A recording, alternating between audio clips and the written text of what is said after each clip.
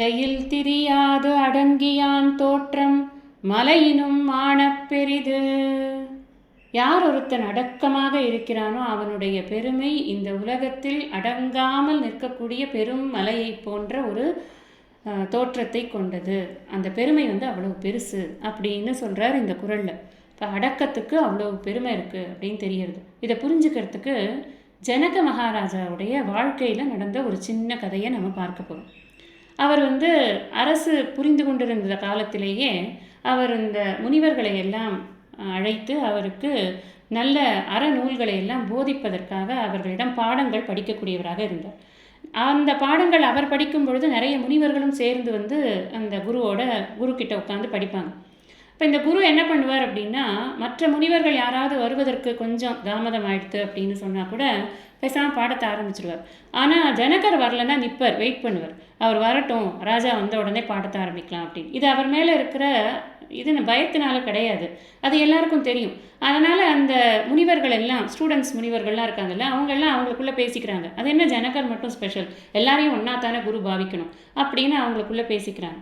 அதனால் குரு என்ன நினைக்கிறாருன்னா, இவங்களுக்கு அவரோட பெருமையை நம்ம காட்டணும். ஏன்னா அவர் காமிச்சிக்க மாட்டேங்கிறார், வேறு வழியே இல்லை. அதனால் நான் காட்டணும் அப்படின்னு சொல்லிட்டு ஒரு மந்திர சக்தியினால் ஒரு இடத்துல திடீர்னு தீப்பத்தி எரியிற மாதிரி ஒரு காட்சியை உண்டு பண்ணுறார்.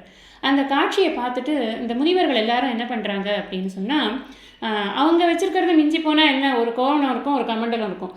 அதை தேடிக்கிட்டு அவங்க எல்லாரும் ஐயோ அதை நம்ம சேவ் பண்ணி வைக்கணுமேன்ட்டு ஓடுறாங்களாம் அந்த தீப்பிடிச்ச இடத்துக்கு. ஜனகர் வந்திருக்கார், உட்காந்துருக்கார், பேசாமல் பார்த்துக்கொண்டே இருக்கிறார் தீப்பத்தி எரியறத. இப்போ இந்த குரு கேட்குறார், என்னப்பா அவங்கெல்லாம் ஓடுறாங்க, நீ போலியா, உனக்கு பெரிய பெரிய விஷயம்லாம் இருக்குமே அவங்கள காட்டணும் அப்படின்னு. அதுக்கு ஜனகர் சொல்கிறார், நான் என்ன பண்ண முடியும், அது நடக்கிறது நடக்கட்டும், இது பகவான் செயல். நான் பகவான் என்ன பண்ணுறாரோ, என்ன கர்மாவோ அதை நான் அனுபவிக்கிறதுக்கு சித்தமாக இருக்கேன். நீங்கள் பாட்டுக்கு சொல்லிக் கொடுங்க, நான் கேட்டுருக்கேன் இப்போ அப்படின்னு சொல்லி அவர் பேசாமல் உட்காந்துக்கிறார். இதை பார்த்து விட்டு அந்த மற்ற முனிவர்கள் எல்லாரும் வெட்கப்படுகிறார். என்னடா அது, இந்த குரு ஏன் இவரை இவ்வளவு பெருசாக மதித்தார் அப்படின்னா, படிக்கிற பாடம் முக்கியமாக புரிஞ்சது அவருக்கு தான். ஆனால் அந்த விஷயத்தை அவர் எனக்கு தான் புரிஞ்சிருக்கு அப்படிங்கிறதெல்லாம் காமிக்கிறதும் இல்லை, ஒன்றும் இல்லை.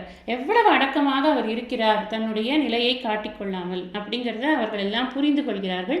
ஜனகர் மேலே இருக்கக்கூடிய மதிப்பு பல மடங்கு உயர்ந்து போச்சு, கூட படித்து கொண்டிருக்கக்கூடிய அந்த முனிவர்கள் எல்லாருக்கும். அதனால் இதுலேருந்து என்ன தெரியறதுன்னா, யார் அடக்கமாக இருக்கிறார்களோ அவர்களுடைய உயர்வு தான் அனைத்து உயரத்தை காட்டிலும் உயர்ந்தது அப்படிங்கிறத நம்ம புரிஞ்சுக்கணும்.